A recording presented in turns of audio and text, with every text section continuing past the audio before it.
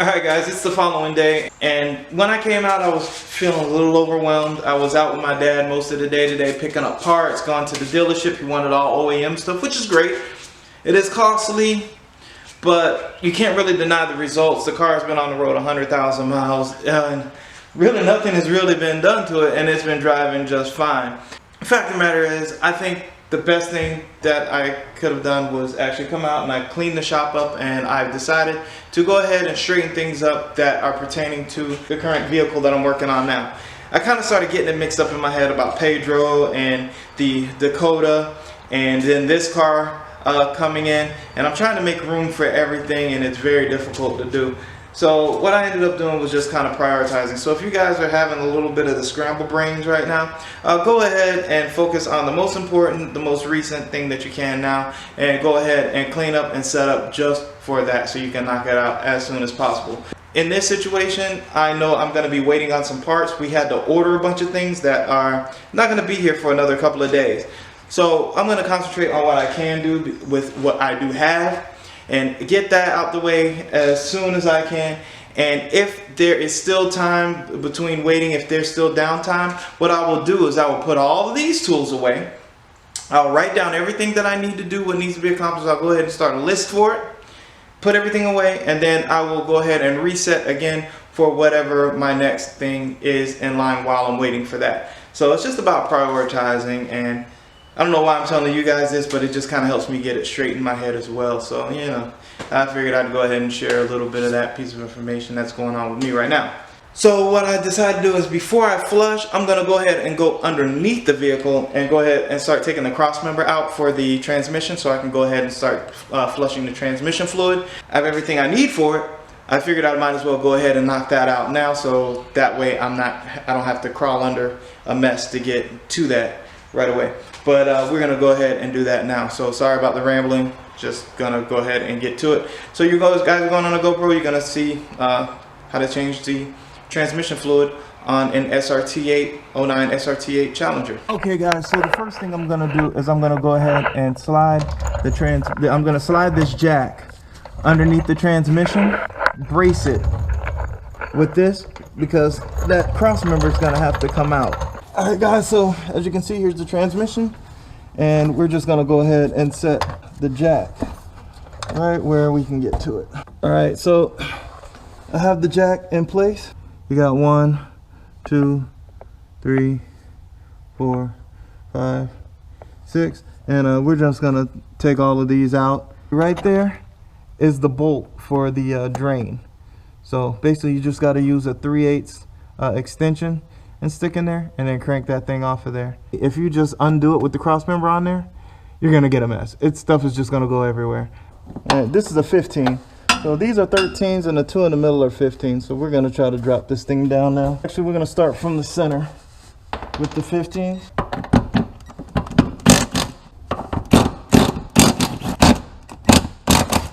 Alright. I'm not gonna take them all the way out because I want to make sure I have some space. Alright, so it looks like we're gonna be good with the droppage of this thing so far. Some sort of fluid here, I don't know. Maybe it ended up down here, I don't know. To the ground. It's like lose a finger or something stupid. Alright, so we're gonna pull these two bottom ones out first.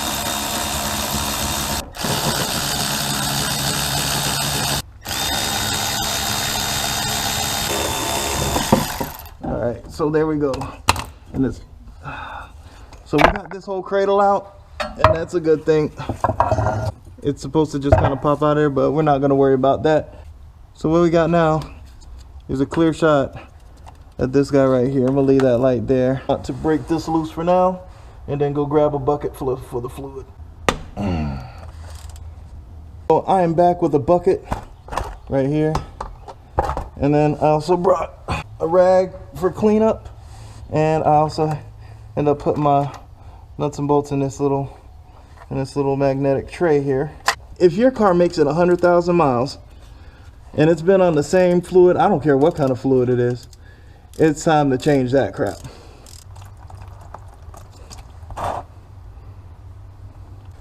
it looks more like oil.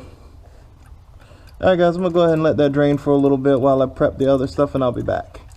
Alright guys, so as you can see, this thing's pretty much done draining. And what I'm gonna do is I'm gonna just put just a little bit of thread sealer on here, just like this guy, just using this ARP stuff. Just gonna go ahead and throw a little bit of that just on the bottom threads of this thing, and then this gets torqued down to 20 foot-pounds.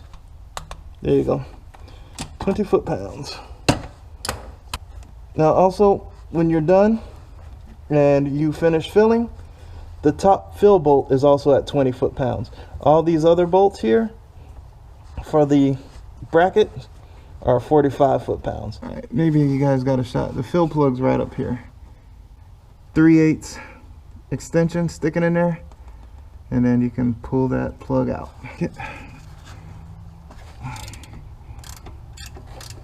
Let's get this guy out of here.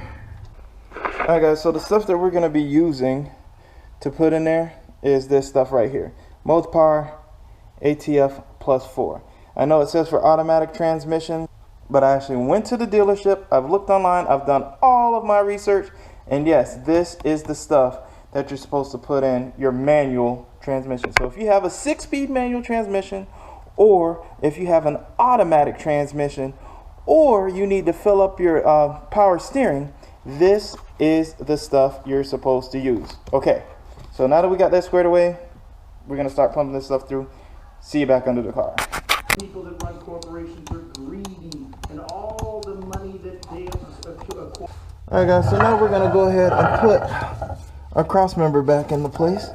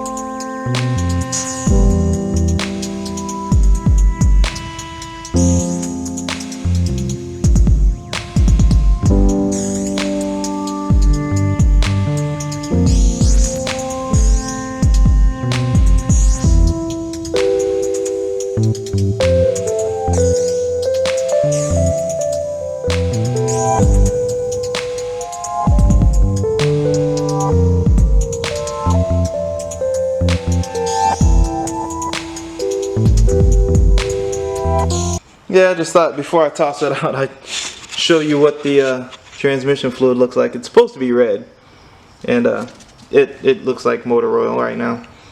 Alright guys, so I got you zoomed in right now, and basically what we're going to do is we're going to start flushing things. I'm just running it through till the water stops being so murky.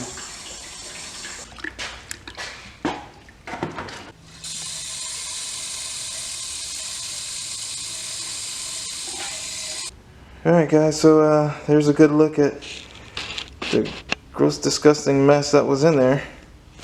Yuck.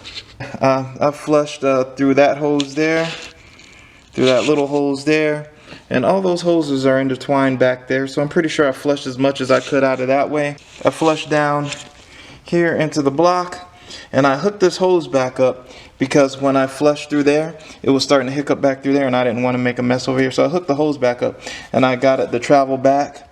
But it didn't come back out of the radiator. It ended up coming back out of the lower radiator hose from the water pump. So I don't know. So what I'll probably do is I'll unhook this and I'll do one more little flush of the radiator, and that should be about it. I should have pretty much all of it out of there. Things are starting to dry up a little bit. I'm gonna go ahead and start on the spark plugs, and we're gonna drop some fresh plugs in there. It doesn't seem like it's anything difficult. Basically, you just pop these up. See that? Those just pop right off. These pop right off. Hit me 6.1. All the access in the world to the coils. Unbelievable that a car that costs this much more, that has this much more horsepower, that is so much more awesome, is way easier to do than my wife's cheap little Xterra. And oh, by the way, these are 10 millimeters. So let's go.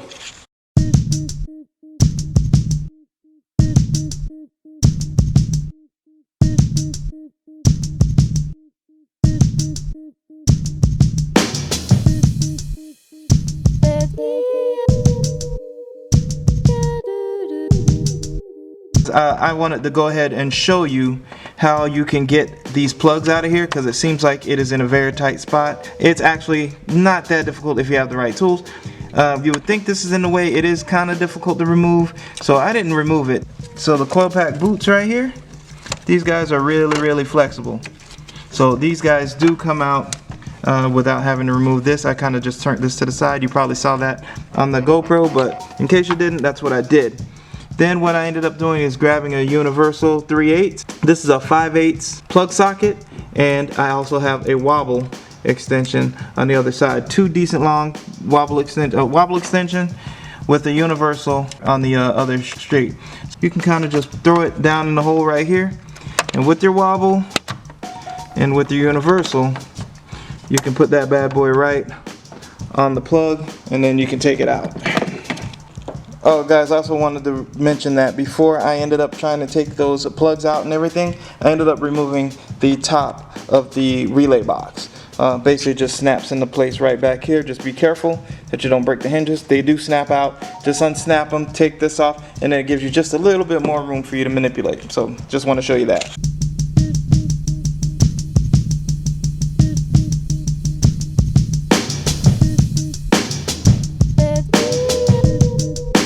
Alright guys, I just kind of wanted to show you the spark plugs.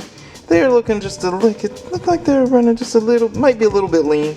But other than that, they look good and healthy. You can use like this guy here, and then you can use, then I have like this feeler gauge style, which I tend to use this one a little bit more often. It says to gap this at 0.55 or so. I've seen some forums say gap it at 4.5. So what I'm going to do is I'm going to go somewhere right in the middle. Right here is at the 5.50 mark, and I'm just going to go just under 0.50, like 0.48. It's still kind of like a guesstimate because, you know, these things aren't accurate. Like your best bet is to use like a feeler gauge. So I'm just using this bad boy right here. Just under 50 is where I'm going to go ahead and set all my gaps. I'm going to put a little bit of grease on there, and we'll continue putting them in.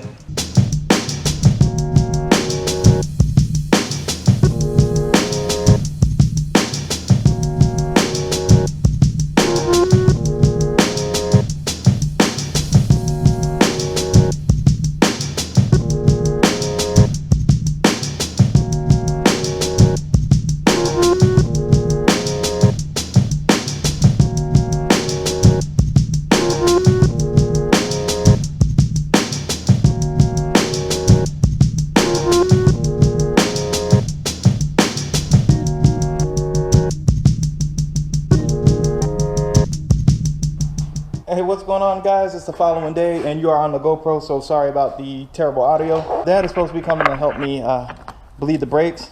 He just kind of just wants to hang out. Poor guy, he's bored. Until then, we're gonna start trying to tackle the power steering lines. So give me a second, we're gonna get up under here. Those brake lines right there are leaking. Well, you can see there's a leak drizzling from here, and you know, it's just kind of leaky there. And then all the way up here, there's like different parts of this line that are just leaking, and I opted to go ahead and change the lines out. We're gonna clean this part up right here, and I'm hoping that it's not coming from further up, like you can see up there, but I think that's just grease. I don't think that is actually the drips. See you later.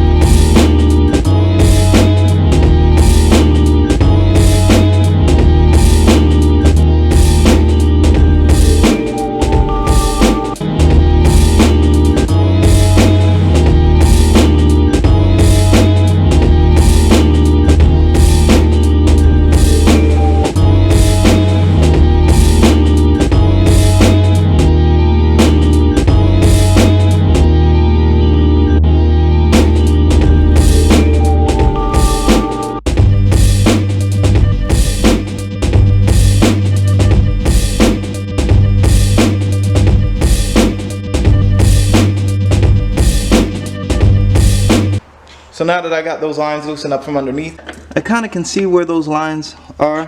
One of those power steering lines way down there at the bottom. And I'm going to have to take the belt off. I'm going to have to take this hose off, and I'm going to have to take the lower radiator hose off so I can get to the bolt that secures it down in there. It's looking like it's leaking from further up on one of the lines. On other lines it looks like it's just the seal. So I think the best thing to do is just to kind of pull them all out, inspect them, make sure they're good. We've already ordered new ones. I don't know, I want to go ahead and look at them real close first. It might be just worth it just to go ahead and change them since I'm going this far.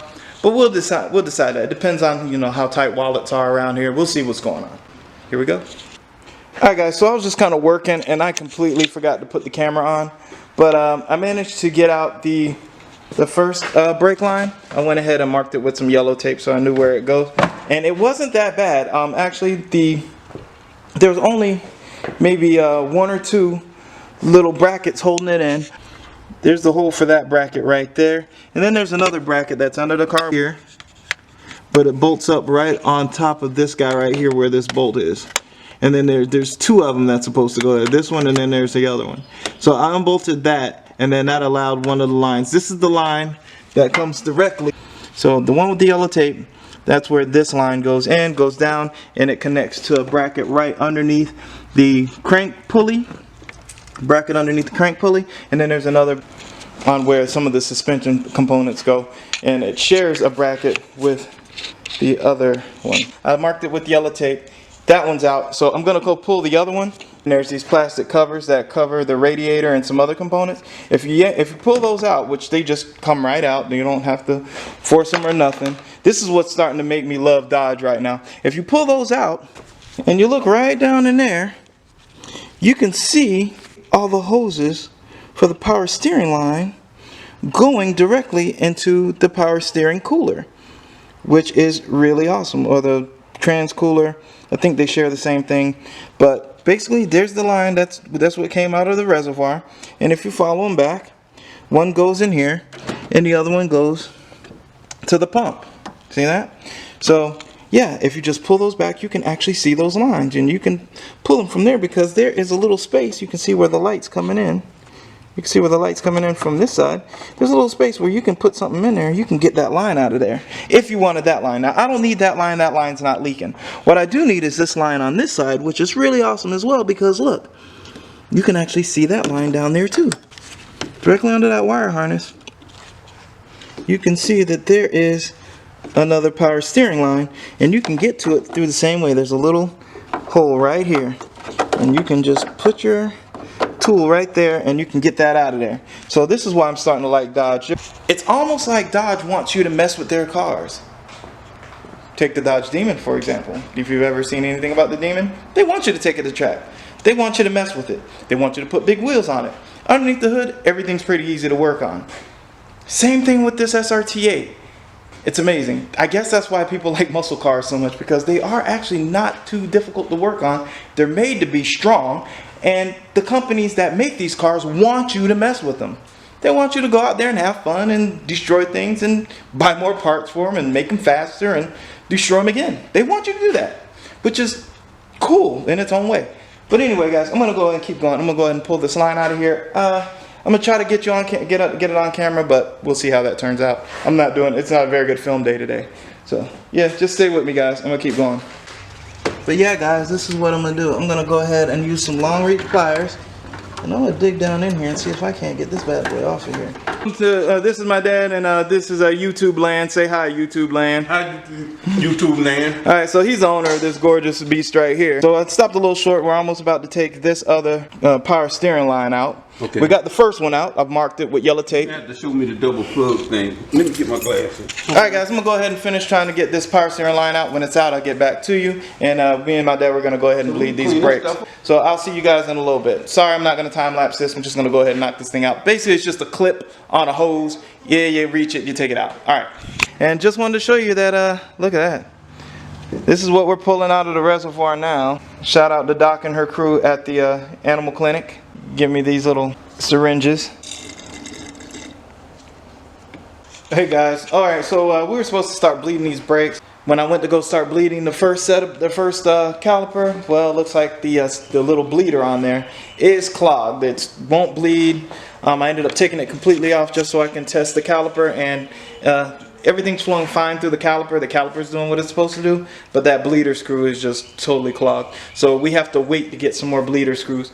None of the stores have it. None of the regular stores have it. None of the box stores have it. They all have to either order it or they just don't carry them, which is extremely strange. I don't understand it. And I'm gonna go ahead and end this video here, guys. Thanks a lot for watching. I appreciate it. Don't forget to like, subscribe, and comment.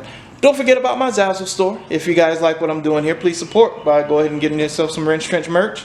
New designs should be coming soon. I just haven't had time to mess with it yet. So thanks again, guys. You guys keep wrenching. Wrench Trench out. Peace.